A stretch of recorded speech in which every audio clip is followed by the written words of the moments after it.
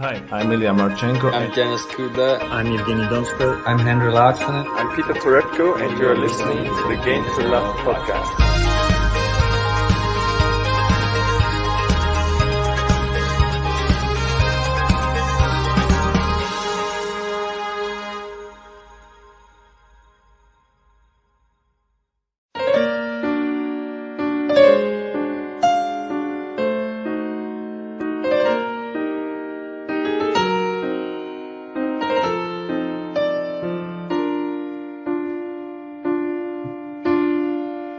Hold on, it's about to get wild. Got the most stacked field we've seen in a while. We got 18 players from the top 30 players in the world.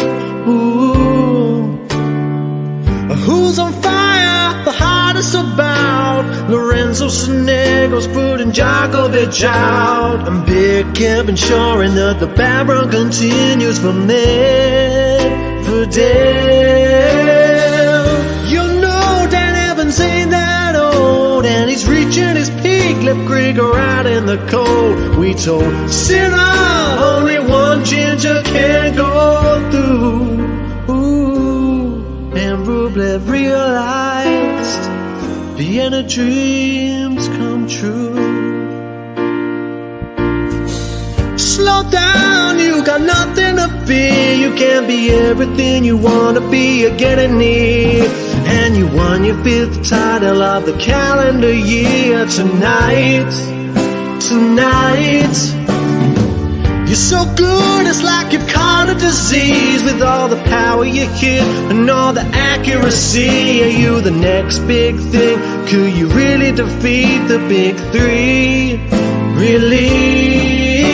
Talk about a lesson, push Sinner aside. Chris Dominic team and his Austrian pride. If you wanna win, you're gonna have to beat Big Kev too.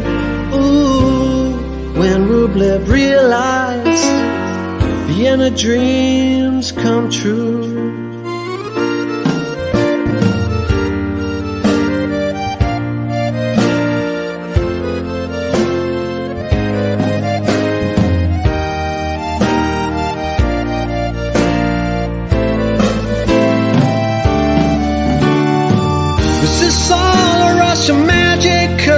It hurts in his foot, make teams blister burst. Then play the luckiest loser we ever knew.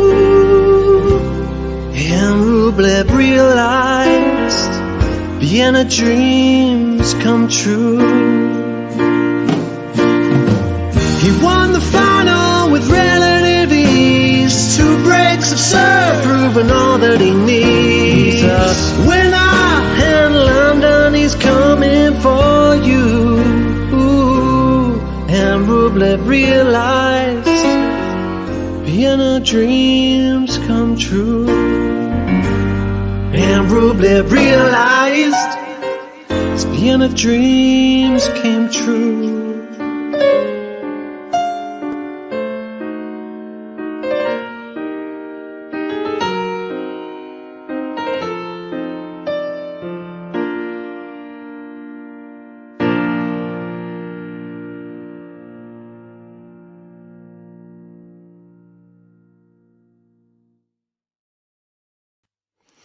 Welcome back, guys. A little bit of a surprise start there for this episode. And, thought we had to do that tournament justice. And Andrei Rublev, obviously winning his 5th title in Vienna. And what an amazing tournament it was. And, credit to him. What an amazing player. JG, what do you think of the intro? Mate, before we get on to Rublev, I thought, well done, Ben. Obviously, you worked on that yourself. It's actually the first time I've seen it, which many of you won't believe, but it's true.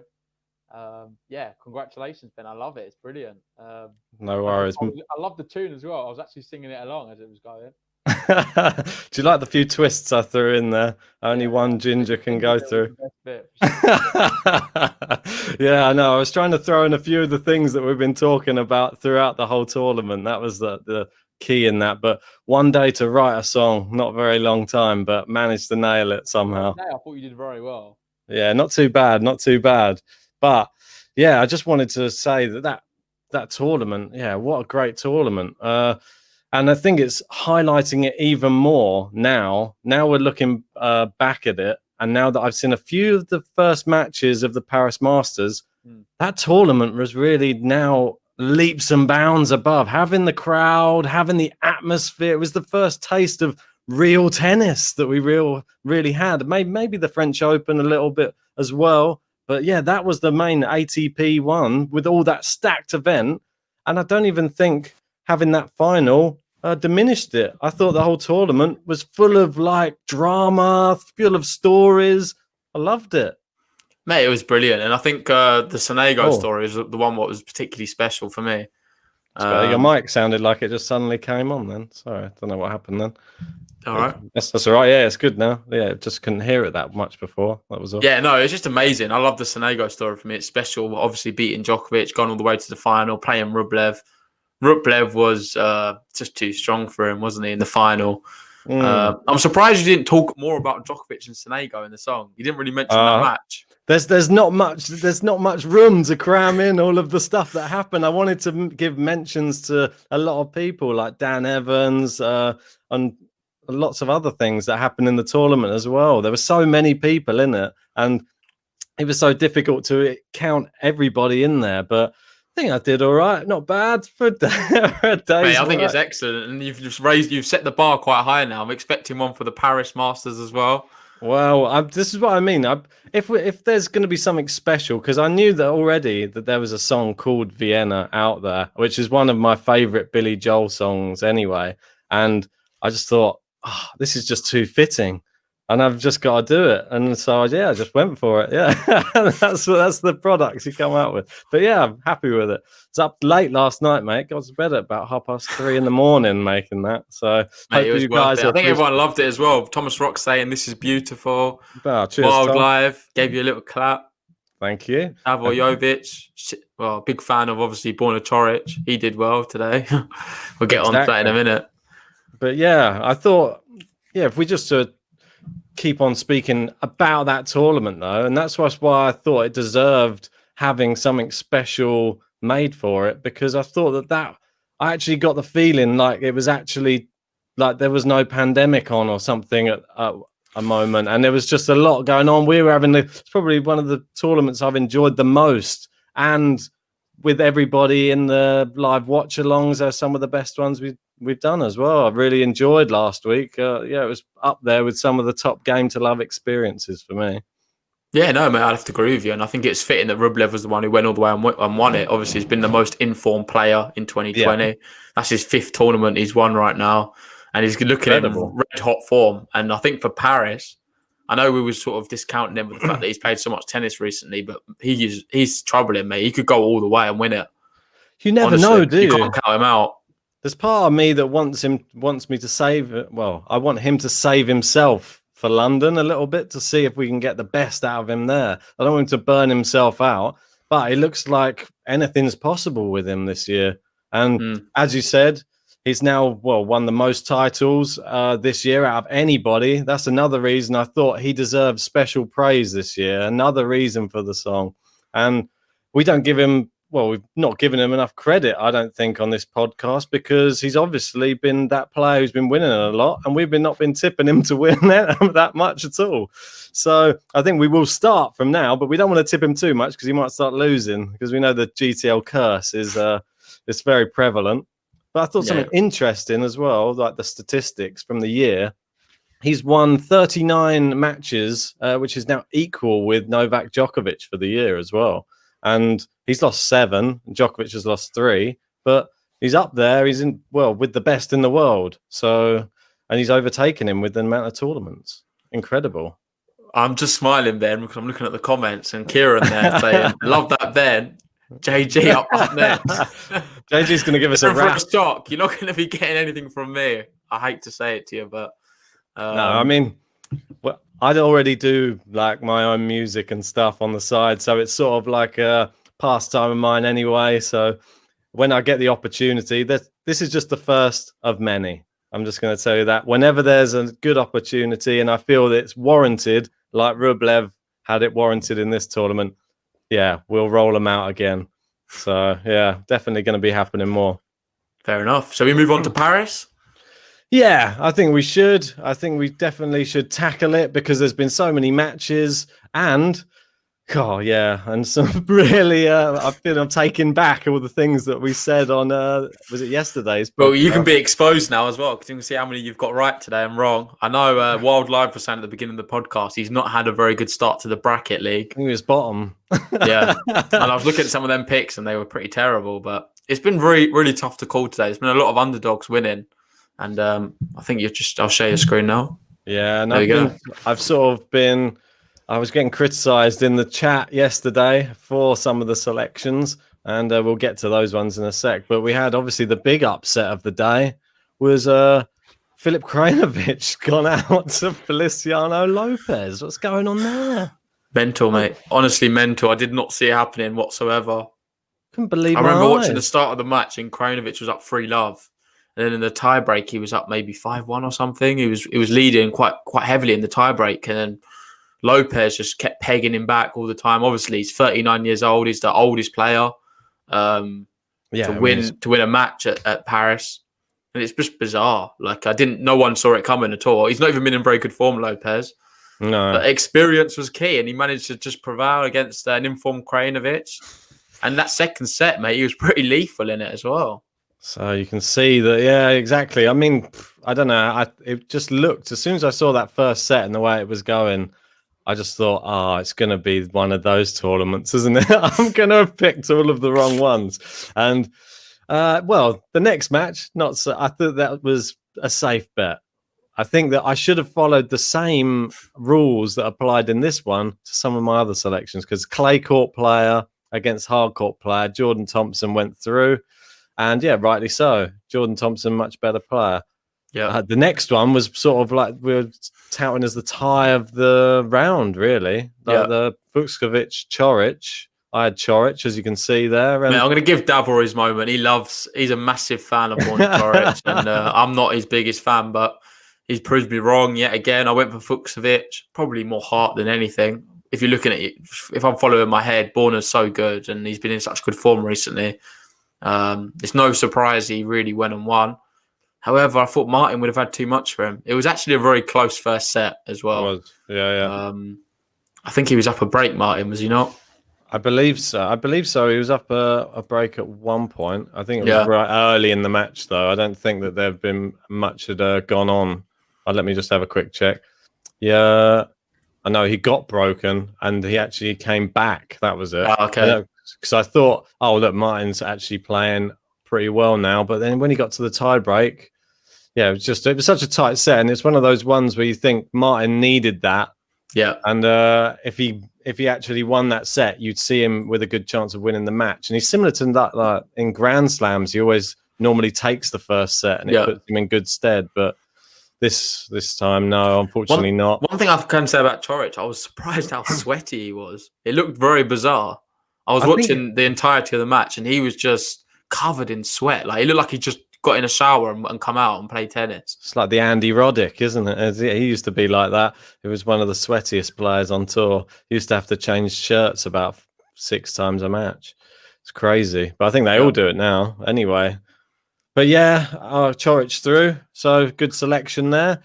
Well, it's going to be really interesting. Obviously, Davor, they're saying there's a good chance now we'll probably see Nadal, Borna Coric. Wow. And I had some something to say about that because obviously Coric, Nadal, they've level pegging in their head-to-head. They're 2 apiece in their head-to-head. Haven't played each other for 3 years, though. So that's Coric won the first one in Basel, Nadal the second one at the US Open. Third one was in Cincinnati. Coric, the fourth one was Nadal at Canada Masters, but he absolutely wiped the floor with Coric in the last one, 6-1, 6-2. But 3 years is a long time. Well, we don't know how Nadal's going to respond. Obviously, that'll be his second match back on hard courts. Yeah, exactly. So he's not going to be in the most... he's not going to have that much rhythm, but the way he played in the French Open, he's still it's still Rafa Nadal. He's going to be very difficult to beat in this whole tournament. So for me, I think he will be all right, and he'll have too much for Borna Coric. But I'm always proven wrong, I think, recently. You love it, yeah. Well, I think everybody sees Rafa doing well. He's played so well on his comeback anyway, and that was on clay. But I think he's just a force, isn't he? It's going to take a lot to stop him. If we continue down, we haven't had Carreño Busta Gaston. I believe that one's going to be playing later tonight. Although they've just it's right now. It's the first set's finished. Busta won the first set 6-3. Well, that's looking good for me.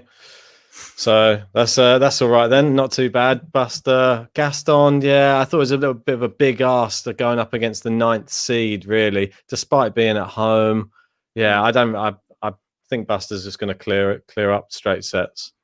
Next one, Jan-Lennard Struff. He's pretty comfortable. He didn't seem that comfortable in the first set. It was a bit back and forth, really, to be honest, with this one. He's the type of player, Struff. He's a bit up and down with his He's not play. consistent whatsoever. His play is probably the most inconsistent on tour. But then Bassasvili, on the other hand, is consistent, but consistently bad. Yeah, I mean, he's in the top 40, but that's only because of the way the ranking system's working right now. He's going to drop out of that next year completely. Like, he's in terrible run of form. I saw a statistic today about, I don't think he's won a set in the last, I forget the exact number, however many. Well, so he's not winning sets, let alone matches. So this guy's in real trouble. Obviously, he had all them incidents off court with his personal life. He's not won a set since he's come back. The last one in, well, and if you can call it a match, it looks like it was Davis Cup against Ivanov of Estonia. But yeah, he hasn't won a set for 1, 2, 3, 4, 5, 6, 7, 8, 9, 10 matches now without a set. And that is awful form. But he was 4-1 up today in the first set and lost 6-4. So that tells you all you need to know about how it's going for him right now. Unfortunately, another bad day at the office. And maybe there's something, he just needs to sort his off court. Maybe he just hasn't sorted himself right, like got his head right off court, I think. Yeah.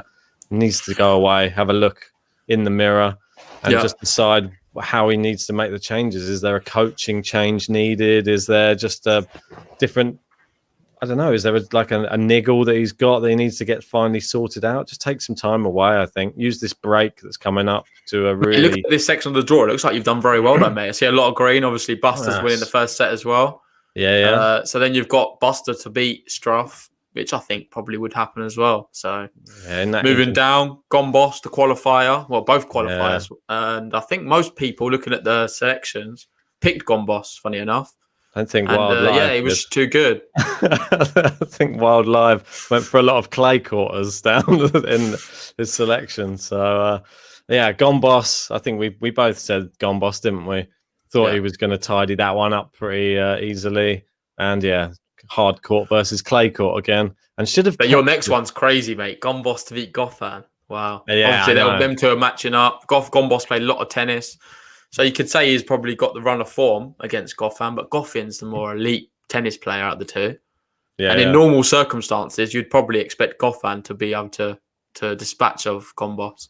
Easily. But it's a Goffin who's on his worst run of form as well. So you just don't know. You don't know which David Goffin's going to turn up. Like if it's the one that's played in the last 4 or 5 matches, then I see Gombos winning. So... We move down. Obviously, Zverev has a bye, and he'll be playing. These ones haven't played yet. These are just my selections. We move down. This was another upset. I can't believe it.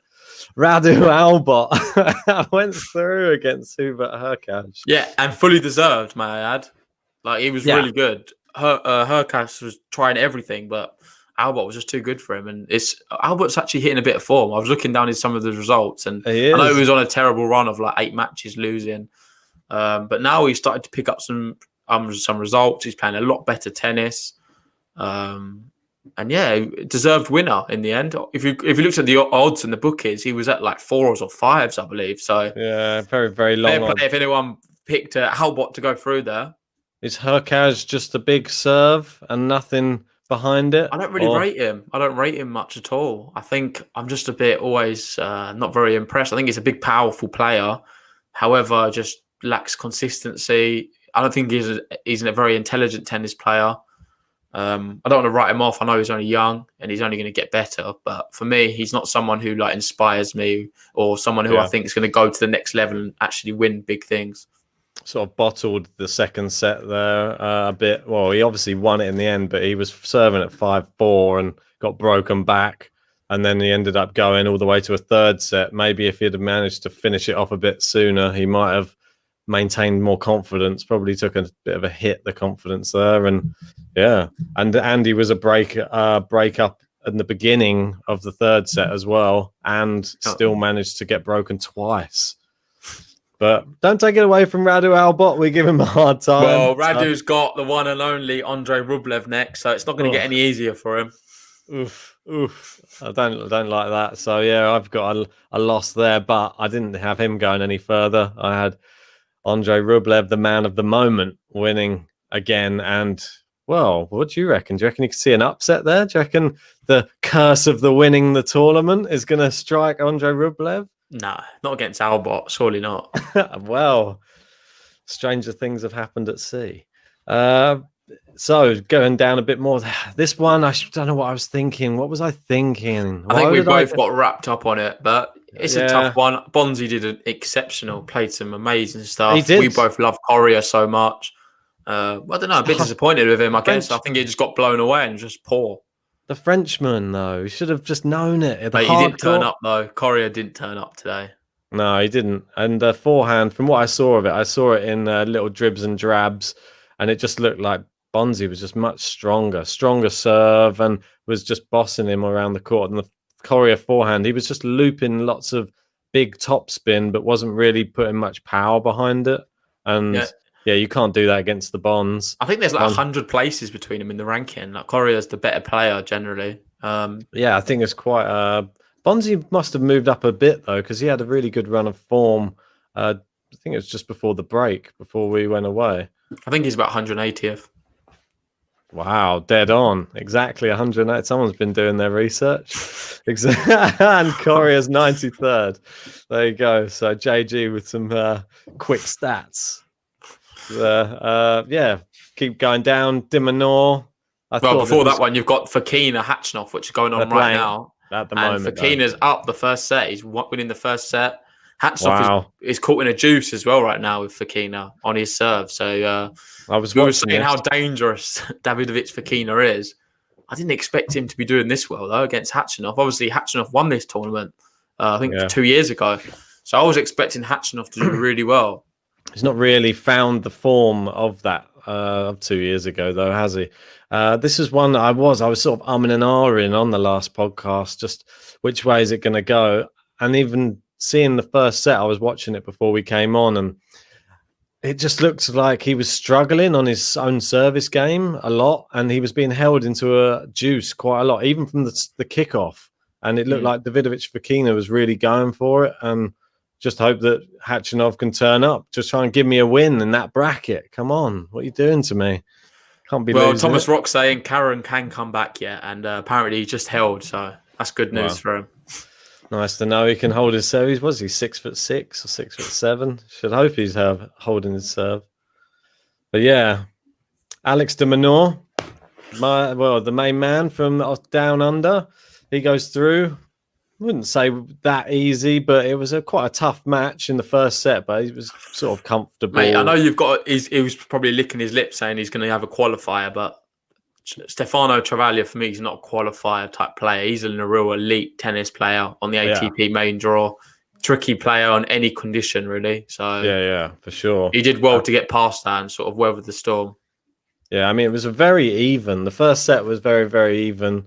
In fact, the whole match was pretty even, and there was only one break of serve right at the end of that first set, and then exactly the same on the second set, broken the last game.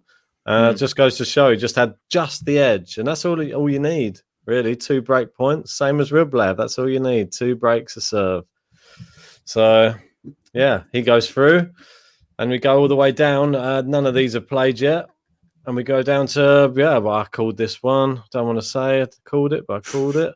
And Marcus Giron, I thought we knew. I think everyone picked Giron, surely. Yeah, despite being a qualifier, we know that Ramos loves to dish out a few defeats in these tournaments. We saw him obviously lost to number 500 in the world in the last tournament. So for me, I was just shocked he took a set. To be honest, yeah, I thought that's Bron what I would have got was. it done in two. Really shocked. But this one, well, JG called it. Maran Cilic. And rolling back the years like Simply Red.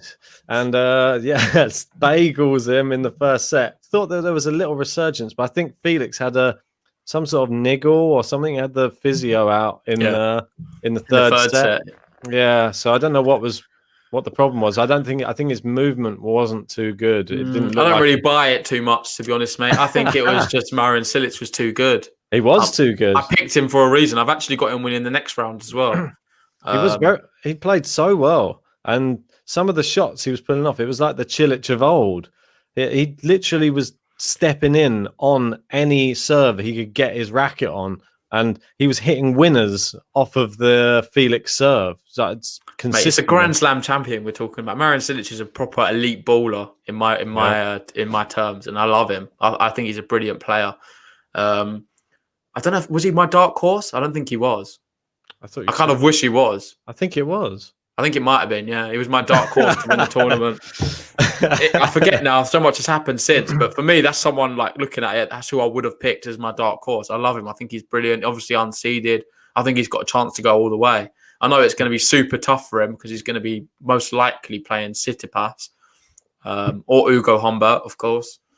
But I don't know. I think if he has a brilliant draw and just plays well and plays his best tennis, there's no reason he can't beat a Tsitsipas, in my opinion. He's got to get past Moutet first, who, well, I was proven wrong. I thought Caruso was just going to turn him over because I was not impressed with Moutet so much, but he's got the home advantage. The Frenchman should have stuck with it, really, shouldn't I?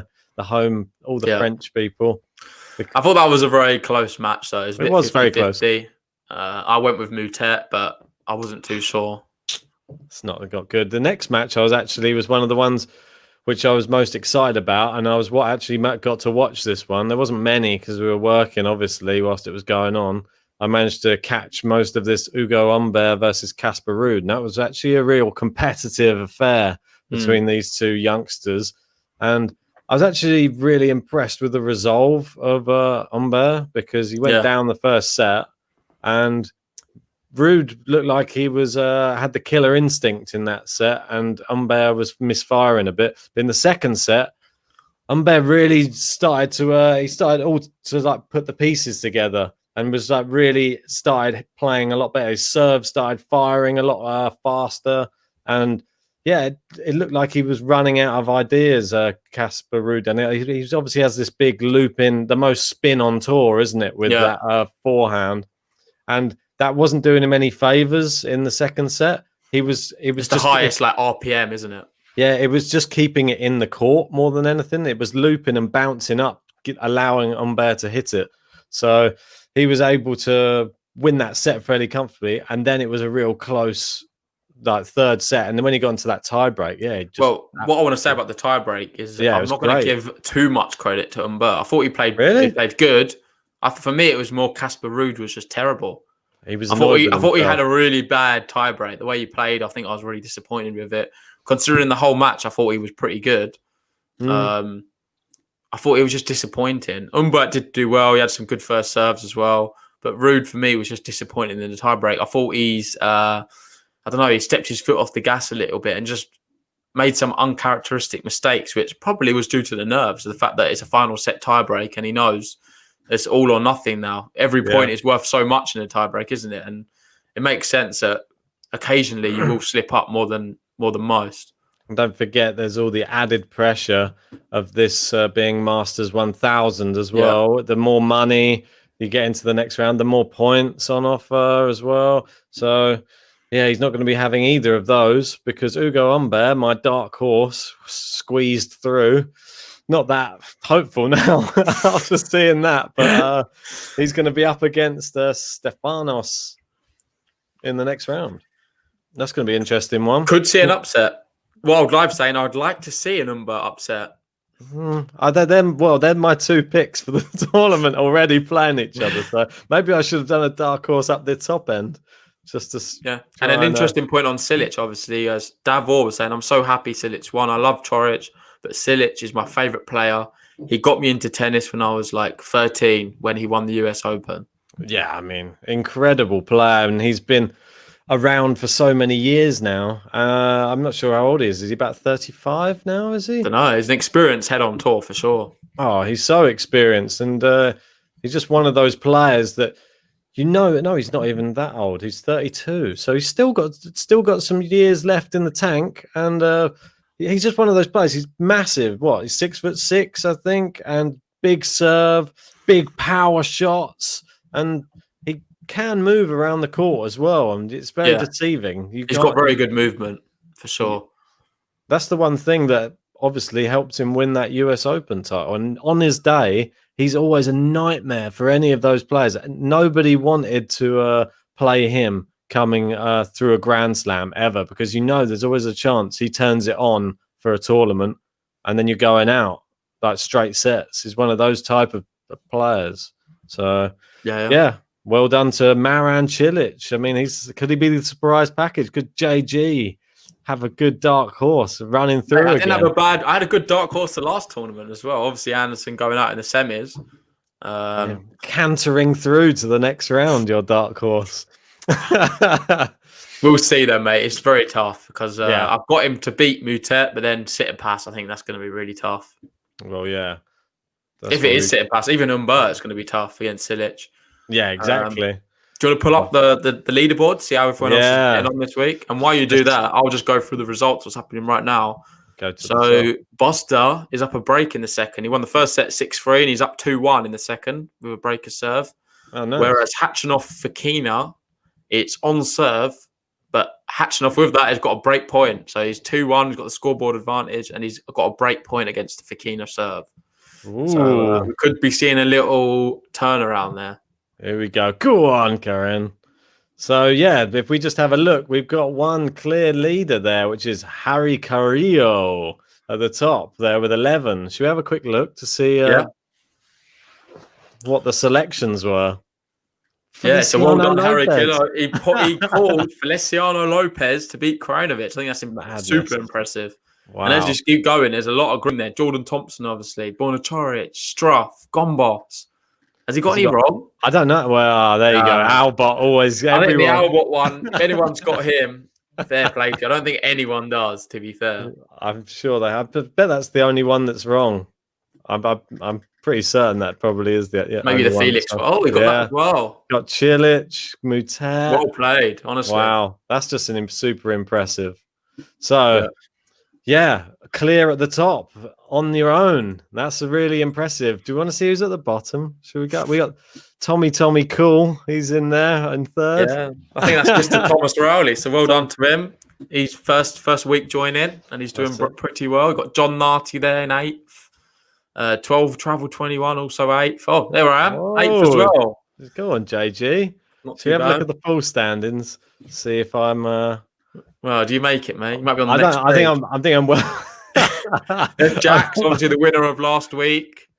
21st. So I'm level with Jax though, and that's a good omen, I think. And you got Vamos Rafa as well. He's been doing pretty well. Melez is in there as well. Is it a bit coincidental that he's level with Jax again? Have they picked the same? Probably have. I don't know. But if Serjan's there, he's not having a good week, is he? 33rd. Wild Live. Right, they're right near the bottom, but he's not. Chris Meir. Chris Meir is rock bottom there. What's happened here, Chris Meir? This is so uncharacteristic of you. He was atop of the leaderboard for the most of last week. And look how things can change. Let's have a quick look at Chris Meir's. Not to be mean to Chris Meir, but I think Wild Live will let you off this week because you're 38th. We're not going to pick up we're not going to embarrass you on the podcast, but Chris Meir's not getting away with it. No, I mean, to go from, we've got Del Bonis, that's a very strange pick. Yeah, I wouldn't have had that. I can understand it, but I think it's a tough one. Clay quarters, picking the clay quarters. Where else did it go wrong? Albot, obviously. I don't know if Travaglia to beat De Minaur. Yeah, I can understand it. Felix, yeah, I can understand. I'm rude to beat Umber. Sorry, Chris Meir. But Yeah, it's not hopefully looking good for him. Who's you got for the winner, the eventual winner? Yeah, it's a good point. Berrettini. Berrettini. Oh, no. Is that it? Is that the one winner? more. Is there one more? Rublev. Yeah, Rublev. So a Berrettini Rublev final and Rublev to win. It's bold, but I've seen crazier things happen. Indeed. But yeah, that's how the bracket's going. Remember, I was up at the top in the first day last week, and I ended up in, what was it, 4th or 6th or something like that. So yeah, it's all, the points start totaling up and getting bigger and bigger the more we go on. It doesn't really matter where you are right now, to be honest. If you can call the semi-finalist or the winner or the quarter-finalist, you're going to get a lot of points and you'll probably be right up there at the end. So it's better to be down there right now than later on. You want your main picks to still be in, though. That's the main thing. Thomas Rock saying it's his first week too. Didn't see you on there. Which name are you under? Yeah, he's got some code name, probably. Yeah. It's one of those Russian code names, I bet. Anyway, yeah, let us know what it is, and then we'll see. We'll track your progress on the next one as well. But yeah, if anyone wants to join the league, sorry, you can talk about it, and I'll add it on. All right, then go on. Yeah, if anybody does want to join the league and you're new into the podcast, then yeah, just click the link in the description below. It's in every single description for every video we have.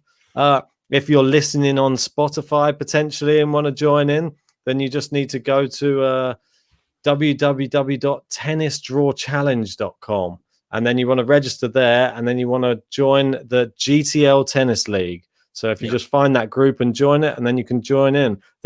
You can't do it for this one, but we obviously got the ATP finals in London that's coming up, so we can have some selections for that one. So make sure you don't miss out on that. Yeah, nice one. I think we'll wrap it up there. We obviously had all the action from today.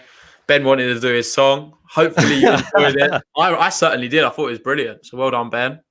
Cheers, buddy. Hats off to you. I'm not going to actually take it off because my hair's terrible. No, we'll keep them on, I think. I think it's wise. We don't want to scare everyone off. But yeah, we'll see you probably tomorrow. Maybe we'll do another podcast tomorrow or the next day.